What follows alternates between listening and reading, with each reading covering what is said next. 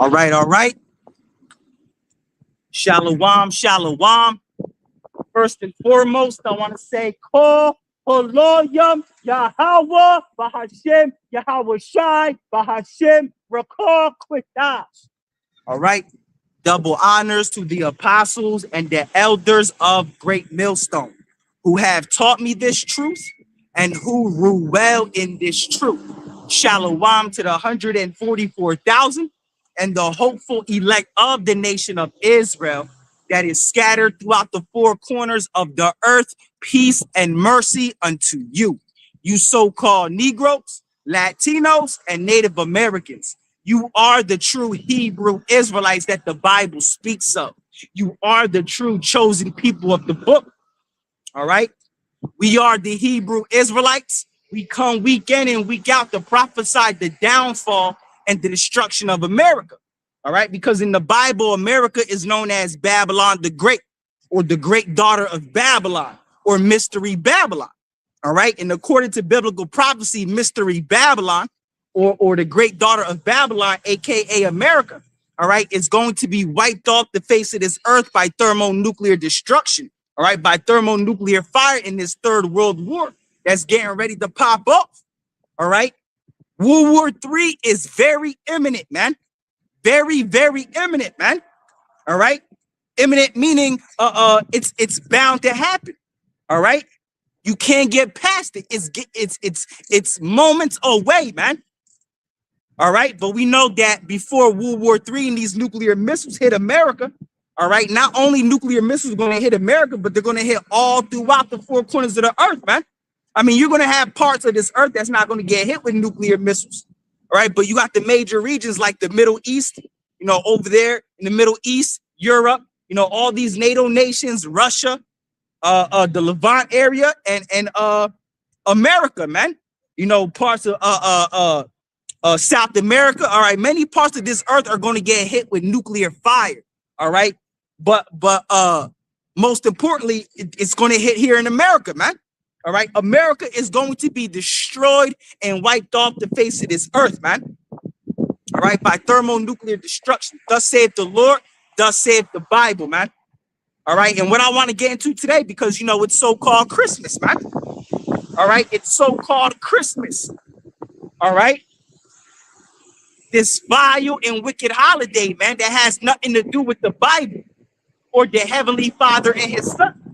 All right, because this world is out here in darkness, man, celebrating something that has nothing to do with the Lord. When you celebrate and partake in these holidays, all right, that the Lord said not to partake in, all right, you're actually giving reverence to other gods, man. All right, and I'm gonna get into that because you know, you Christians or all you other people that celebrate Christmas, all right, you think you're celebrating some holy day, right? You think you're celebrating the Lord and his Son, his birthday. First off, the Lord never told you to celebrate anyone's birthday. All right, the Lord Yahweh Shai, the Messiah, never taught anyone to celebrate their birthday, man, or to celebrate birthdays. All right, the celebration of birthdays that goes back to the Greeks, man. All right, that goes back to the Greeks, and we're gonna get into the scriptures in a second. All right, because the ancient Greeks used to bake cakes for their gods, right? And they used to stick lights or candles in the cakes. They used to make prayers and then blow out the candles, and then the smoke coming from the candles represents, you know, their prayers going up to the gods. All right, that they worship. Then they will sing chants around the cake, and that's where you get the birthday song from, man. All right. And if you know anything in Satanism, all right, in Satanism, birthdays are the highest holy days, man. You know, and then the second highest holy day is Halloween, man.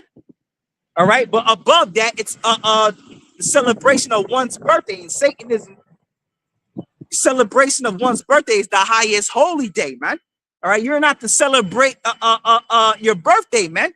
The Lord never taught anyone to celebrate their birthday. Nowhere in the Bible, all right, you are taught to celebrate your birthday, man. You know? All right, but let's get into this Christmas madness, man. All right? Because the Lord never taught you to celebrate Christmas, all right? Because Christmas comes from what? Christmas is a custom of the heathen, all right? And I'm talking to you Negroes, you Latinos, you Native Americans, you Israelites, man. The true Israelites, everyone on this sign right here, the 12 tribes of Israel, man. You Negroes, Latinos, and Native Americans, you are the true Israelites. Because when we come out here and teach this word, it's for y'all, man. All right? It's for nobody else. The Bible was only given to the nation of Israel. All right? And that's how it is still to this day. It never was given to any other nation, man. All right? So, matter of fact, let's start off with Jeremiah. All right? Jeremiah, the 10th chapter. All right? So, let's get it.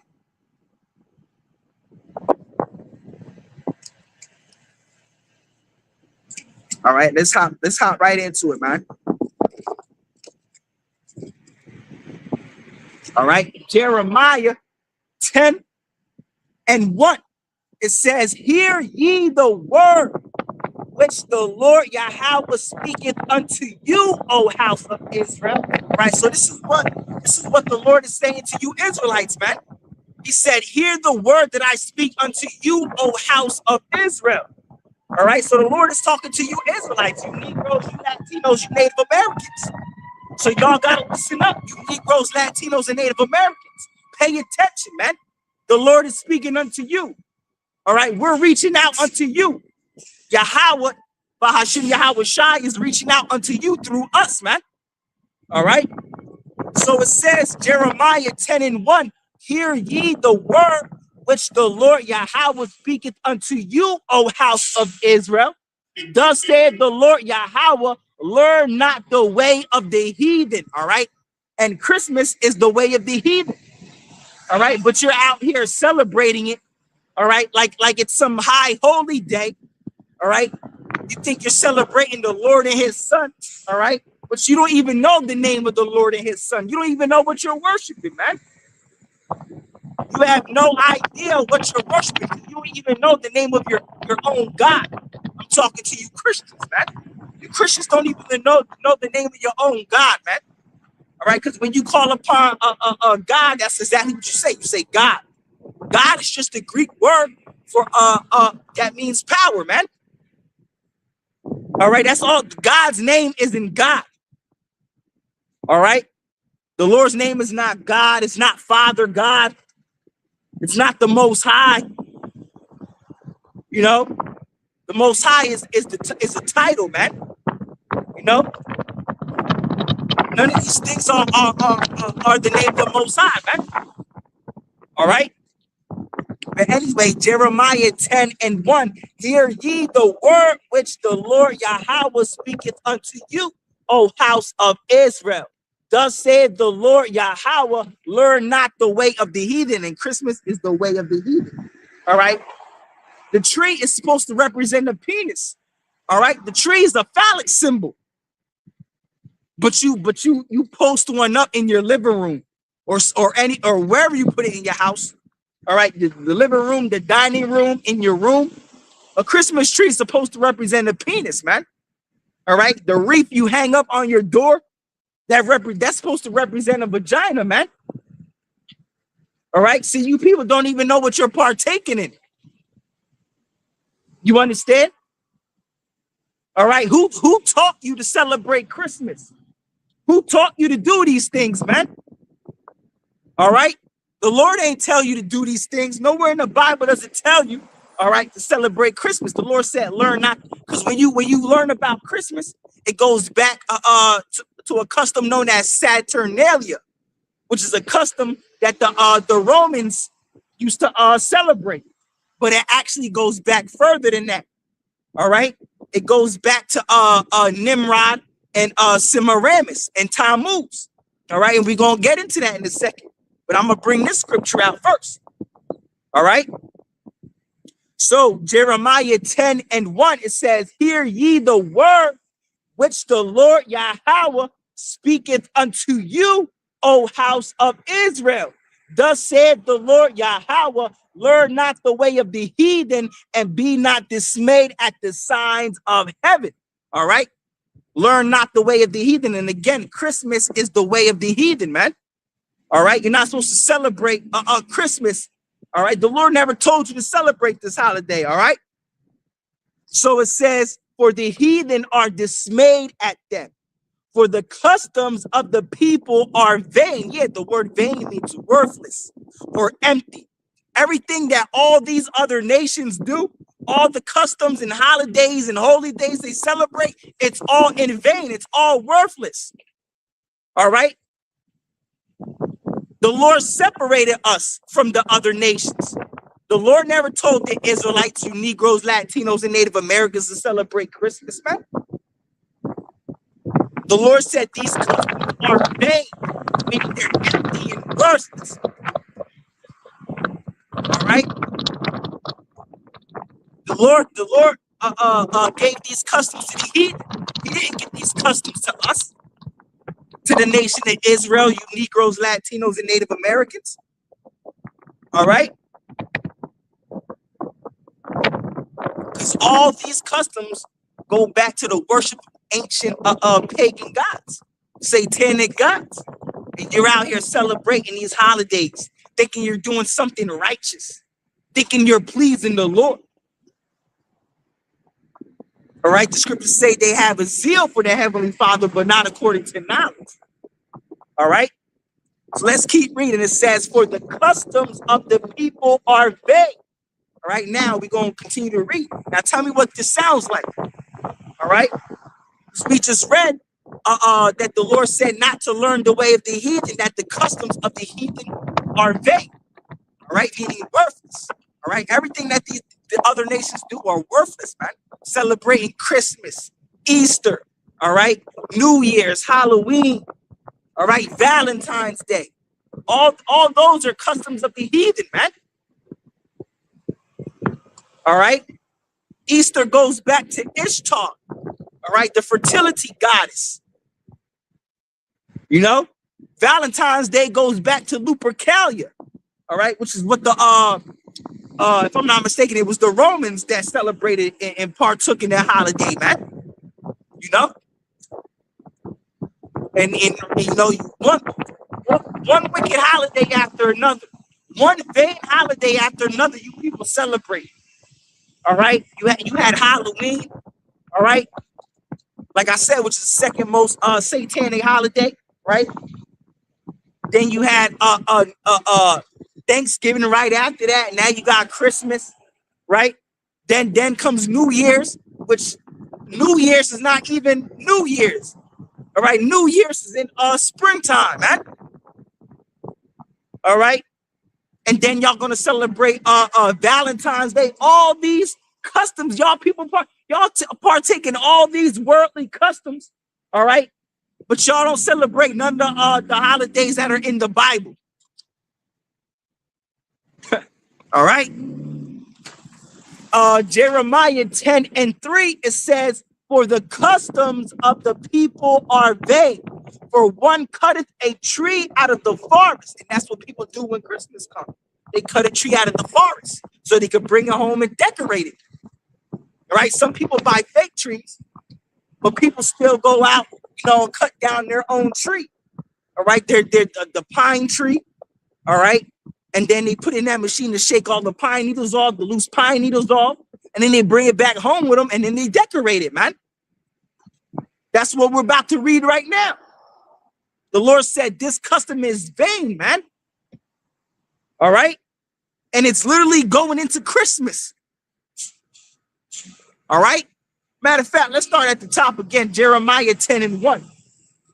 Hear ye the word which the Lord Yahweh speaketh unto you, O house of Israel.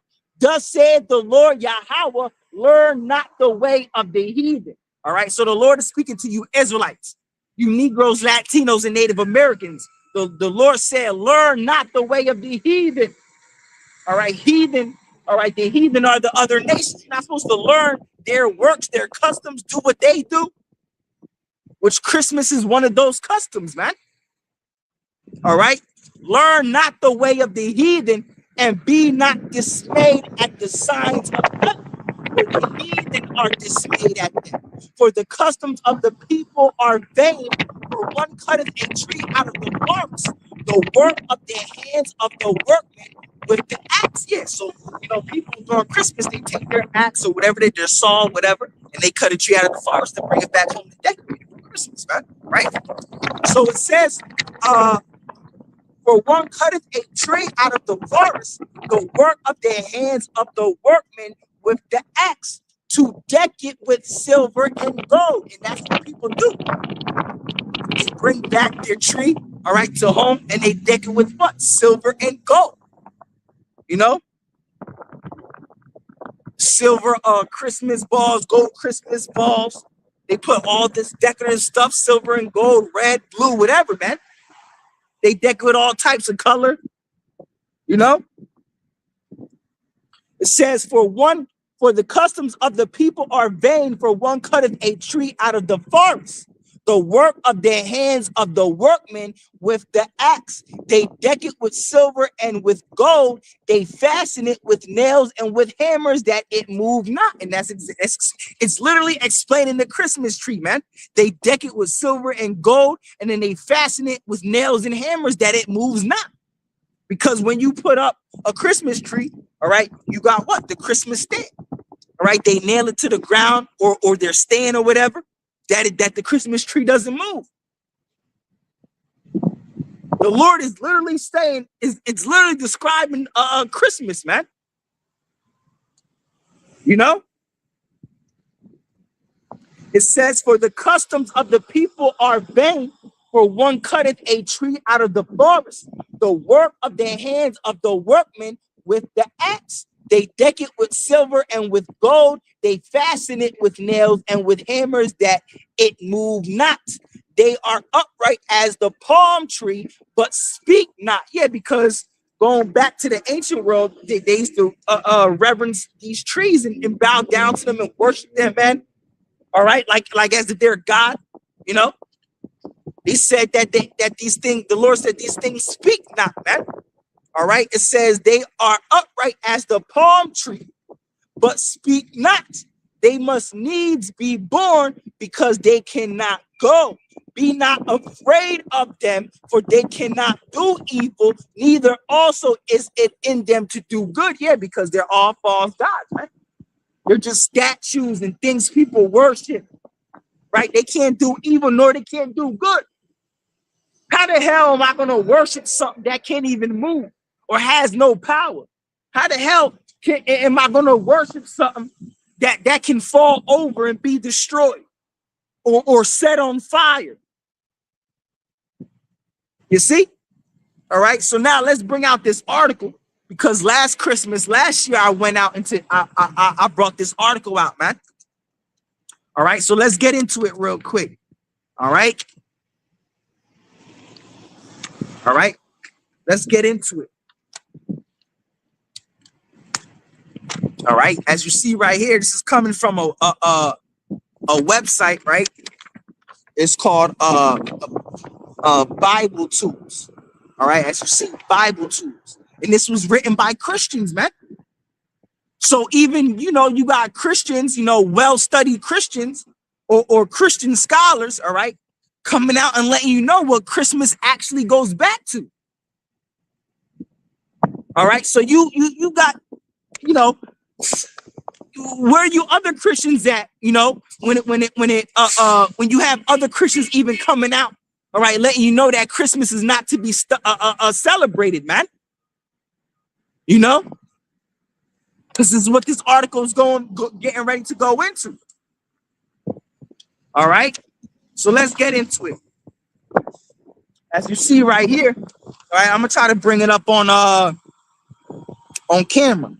But anyway, it says right here, it says when you put up that Christmas tree, tack a wreath on the door, and maybe hang mistletoe from the lintel. What are you signifying? All right, John William in Christmas Greenery in the Dallas Morning News, December 6, 1986, encapsulates the pagan origin of decorating with evergreens. Yeah, all right. It goes back to pagan origins. Christmas is a pagan custom. All right. For the customs of the heathen are vain. Word vain meaning worthless, empty. All right, emptiness, man. Everything, all these celebrations you people partake in are worthless. They're empty. They have no meaning behind it. They have nothing to do with the Heavenly Father or his Son. The Lord didn't say to celebrate Christmas. The Lord said, if you love me, keep my commandments. All right. So I read that again. It says, when you put up, I'm gonna try to show at the same time in the camera, right? So it says, when you put up that tree, tack a wreath on the door and maybe hang mistletoe from the lintel. What are you signifying? John William Christmas Greenery in the Dallas Morning News, December 6, 1986, encapsulates the pagan origin of decorating with evergreens. All right. Evergreen trees were important fertility emblems for pre-Christian ceremonies marking the winter solstice. So this, it all goes back further than anything you Christians celebrate, man. All right. This ain't got nothing to do with what the Lord said to do in the Bible, man. All right. It says evergreen trees. Evergreen trees were important fertility emblems for pre-Christian ceremonies marking the winter solstice. People from ancient societies believed that by decorating their homes and temples with evergreen plants, such as holy ivy and mistletoe, they were helping to carry the diminished sun through the critical period. All right, it's what it all goes back to, man. All right, mistletoe was the most sacred plant of the Druids. All right, it was given great reverence because it grows on the venerated oak. The custom of kissing under the mistletoe comes from the ancient idea that mistletoe is the oak's genitals. All right. So that's what that mistletoe goes back to. Kissing under the mistletoe.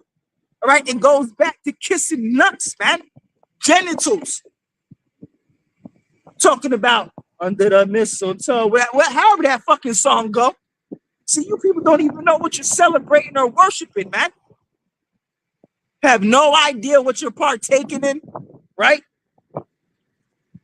So it says it says the custom of kissing under the mistletoe comes from the ancient idea that the mistletoe is the oak's genitals.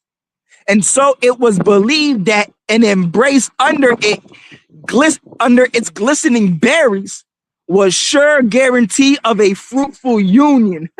All right. The decoration of Christmas trees is a survival of pagan tree veneration. For centuries before Christianity, holy was used for the celebrating their own midwinter Saturnalia. All right. That's what I mentioned before. All right. So let's keep going. All right. It says, while all the greenery in a home decked out for Christmas is beautiful to look at, these customs have nothing at all to do with Yahweh Shai, with the anointed, the Messiah. All right, right here it says Christ, but we know that's not his name. All right, that's just the title. With the word Christ comes from the Greek word Christos, which means anointed. All right, that's just the title. All right. But it says, while all the greenery in a home decked out for Christmas is beautiful to look at, these customs have nothing at all to do with Yahweh Shai, with Christ, man. Right? With Yahweh Shai, Hamashiach. All right. It says, in fact, they are sheer paganism directly descended from ancient rites practiced long before Yahweh Shai's birth. See Jeremiah 10, 1 through 5. And that's exactly what I just read. That's exactly what I just read. All right. So it says, let's keep it going.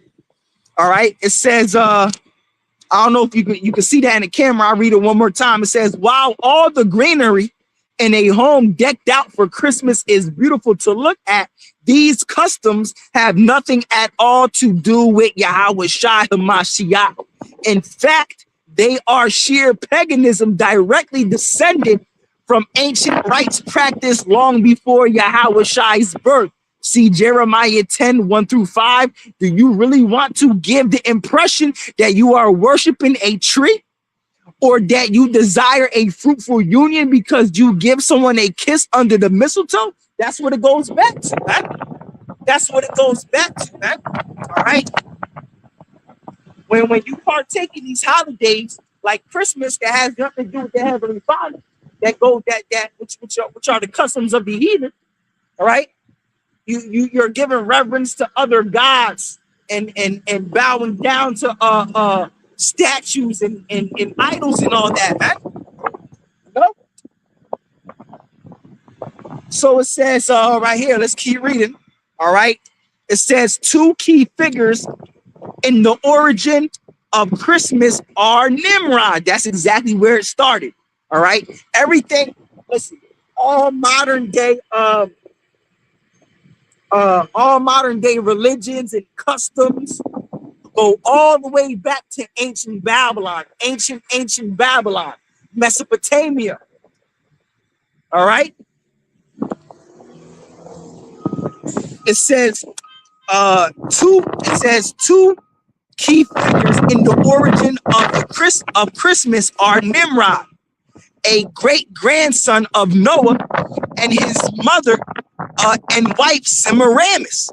All right, also known as Ishtar and Isis. And Ishtar goes. That's where Easter comes from. Easter comes from the worship of Ishtar, which goes back to Semiramis. All right, so it goes to show you that Easter and Christmas have a connection, because it goes back to worship of fertility. All right, that's why rabbits represent Easter, because rabbits are known for what? Having a lot of sex, fertility. And then you got eggs all around, all right, which rabbits don't even lay eggs, man. See, all this is confused. None of this shit makes sense, man. See, what you people are, you don't even know what the hell you're involved in. All right.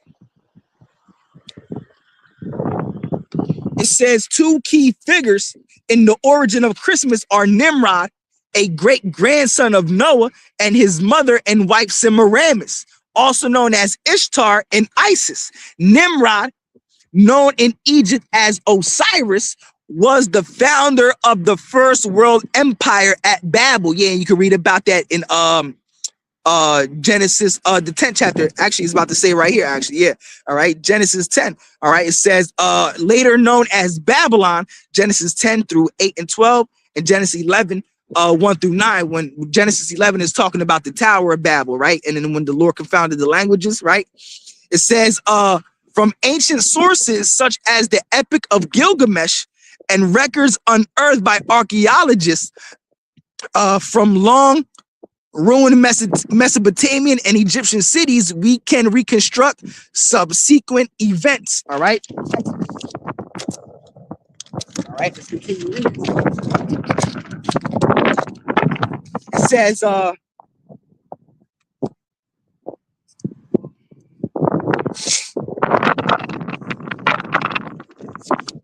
continue reading. It says, I'm trying to put it in the camera. It says, after Nimrod's death, Semiramis promoted the belief that he was a god. She claimed that she saw a full-grown evergreen tree spring out of the roots of a dead tree stump, symbolizing the springing forth of new life for Nimrod.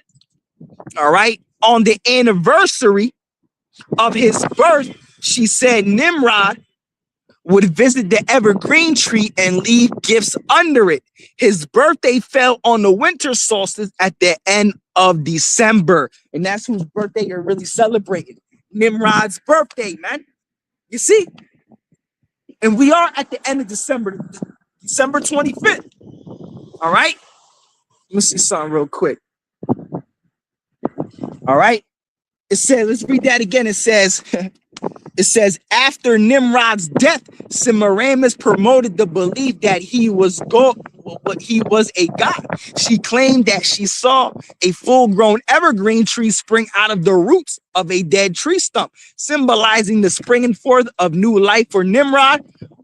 On the anniversary of his birth, she said Nimrod would visit the evergreen tree and leave gifts under it. His birthday fell on the winter solstice at the end of the year. See how it's all coming together now?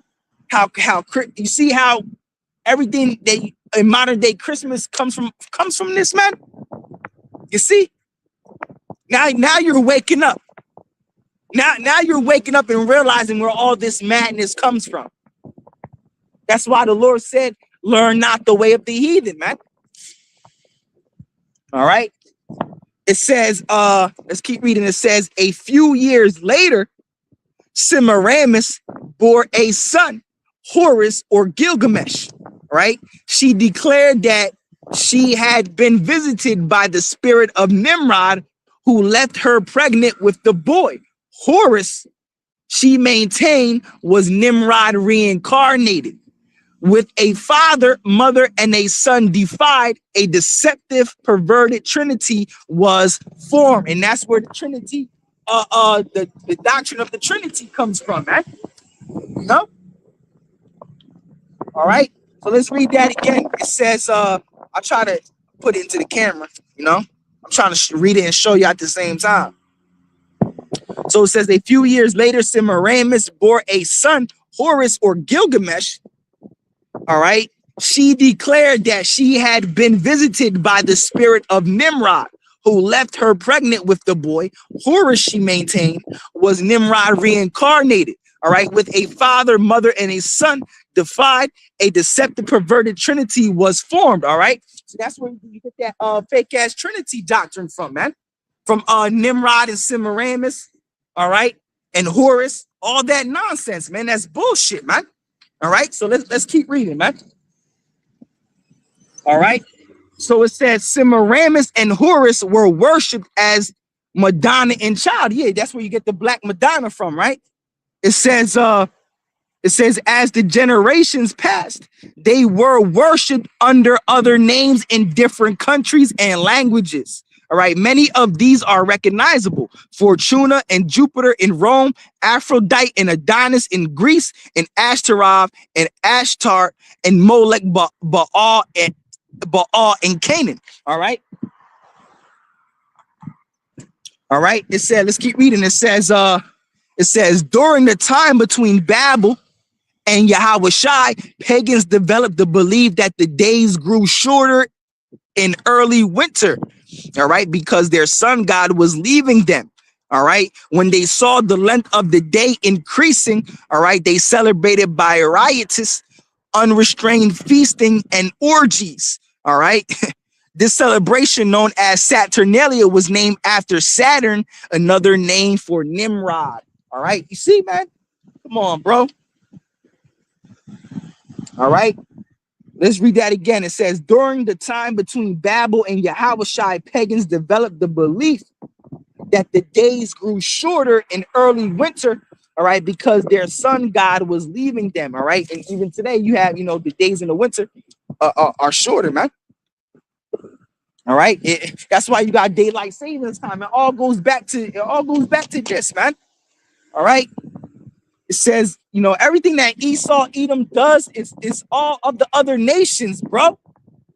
He takes customs from every nation and then worship and piece it all. Bro, Esau just bugged out, man. All right. It says, let's keep reading. It says in the 17th century, all right, the English anti-Christmas attitude spread, all right, to her Puritan territories in America. In defiance of the Puritan attitude, the Catholic Church established special Christmas services in Boston, Massachusetts in the 1960s, but many civil authorities strongly opposed them. All right, by the early 1700s, German and Dutch settlers had brought the pagan customs of the gift-bringing Saint Nicholas and the Christmas tree with them. All right. That's bro, come on, you see where it's all coming from? All right, it says by the early 1700s, German and Dutch settlers had brought the pagan customs of the gift-bringing Saint Nicholas and the Christmas tree with them. Christmas was primarily celebrated in their settlements, German mercenaries fighting on the British side in the War of Independence raised Christmas tree in their camps. All right, you see, it says in 1823, Santa Claus acquired national fame in the United States as a result of a poem according to Man, Myth, and Magic Encyclopedia. And Santa is just Satan misconstrued. All right, Satan revamped. All right, all you got to do is untangle the letters and you get Satan, man. You know, it says Saint Nicholas had become famous as a result of Clark Moore's poem The Night Before Christmas. All right, it says published in 1823. By the 1890s, the English Father Christmas, originally a minor character in a Mummer's play, had been absorbed into the personality of his American counterpart and become the jovial figure that he is today. You see where it all comes from, man? All right. So it says, let's keep reading. It says in 1836, Christmas first became an American legal holiday in the state of Alabama. All right. Now, there's a book called Strong Delusion. I should have brought that book out. There's a book called Strong Delusion by Lou White. And it goes into how Christmas used to be illegal, man. All right. Christmas used to be illegal because it was satanic. All right. Because it is satanic, man. It all goes back to these worshiping ancient God as we've been reading, man, as we've been breaking it down. All right. It says in 1836, Christmas first became an American legal holiday in the state of Alabama. Soon, one state after another legalized this pagan festival. All right. Today, the U.S. celebrates this 4,000-year-old festival as a national holiday. Yeah, it goes back 4,000 all the way to ancient Babylon, Nimrod and Semiramis. All right. All right. Festival as a national holiday with gift giving and riotous, unrestrained feasting and drinking in a manner similar to the celebrations in the ancient world. You see? Because that's what they were doing in the ancient world. All right. As we read up earlier, they were celebrating with riotous and with feasting and unrestrained feasting and drinking, man. All right. And that's how it is today. You people get drunk with riots and drinking and all that, man. Right.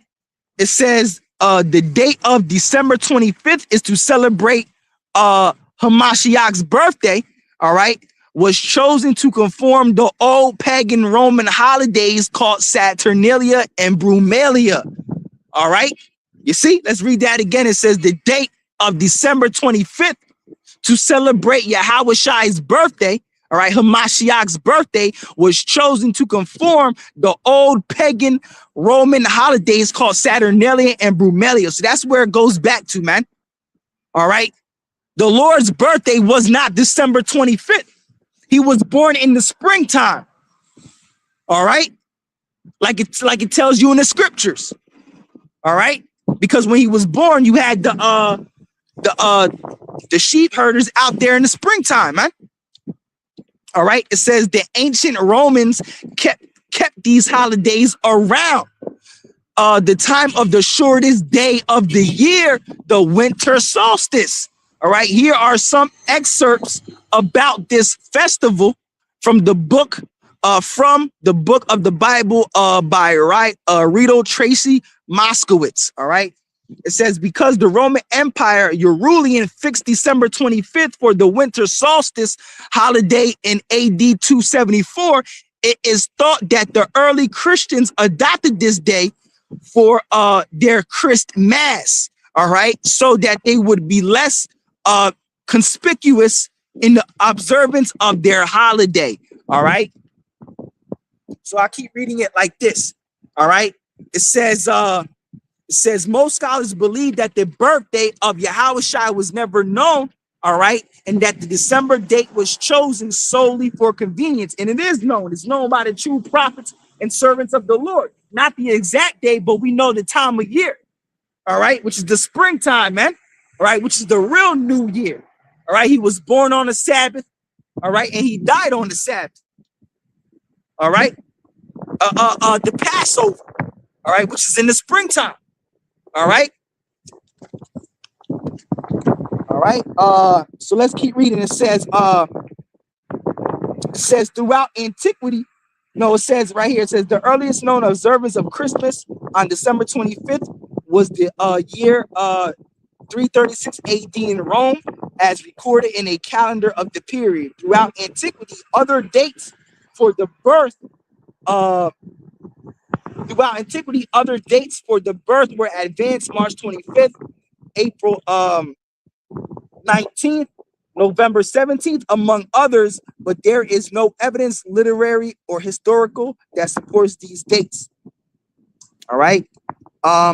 It says the origin of the Christmas tree is usually traced back to Saint Boniface, who is in the 8th century persuaded the Teutonic tribes to abandon worship of the sacred oak of Odin, a remnant of Druidism, all right, and to confer it instead on the fir, a more appropriate symbol for Hamashiach and eternal life. Trees, however, have been used in pagan idolatrous worship for many thousands of years.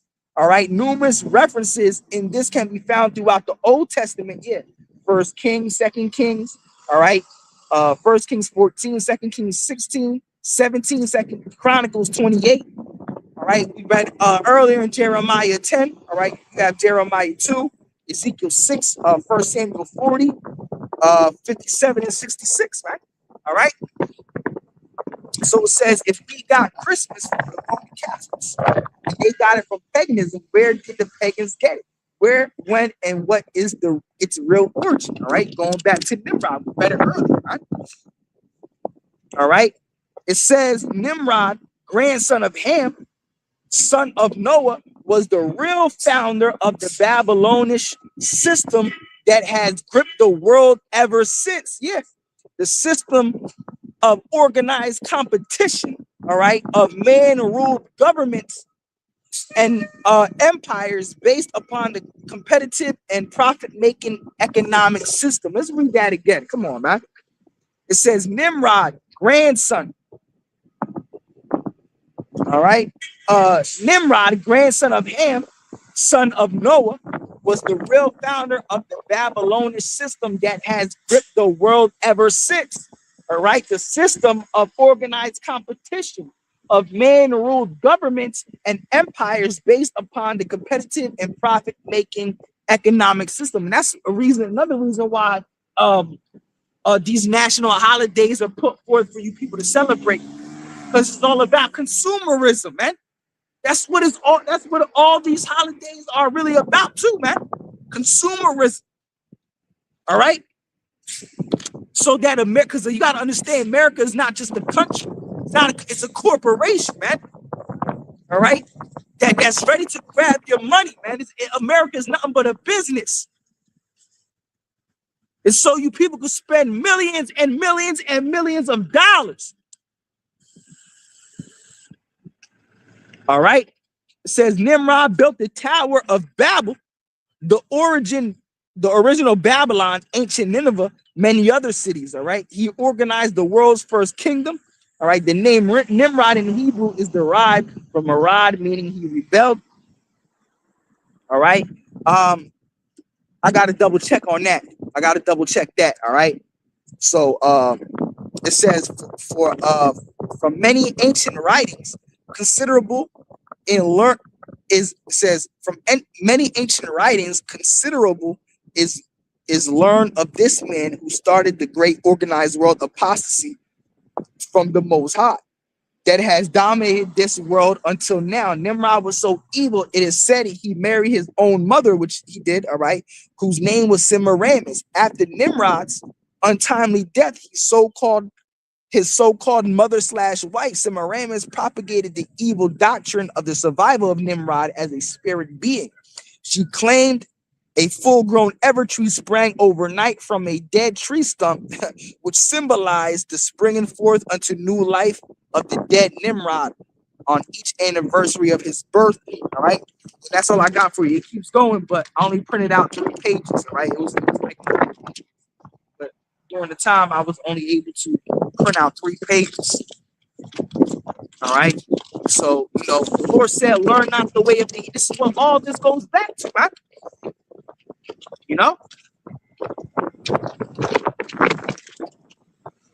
Wrap this up real quick.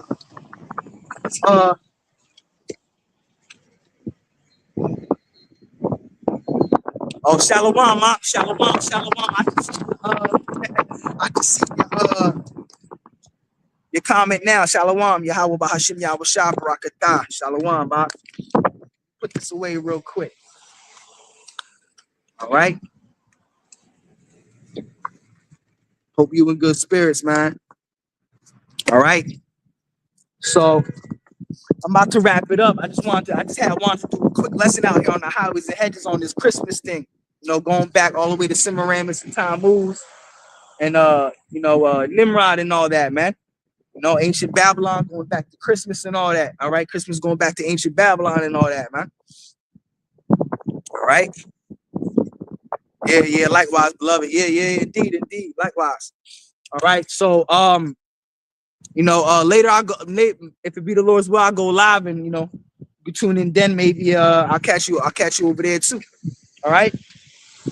But I'll leave it at that. All right. Lord willing, this lesson is edifying. All right. Yahweh Bahashim Yahweh Shah Ratazah. This lesson was edifying. All right.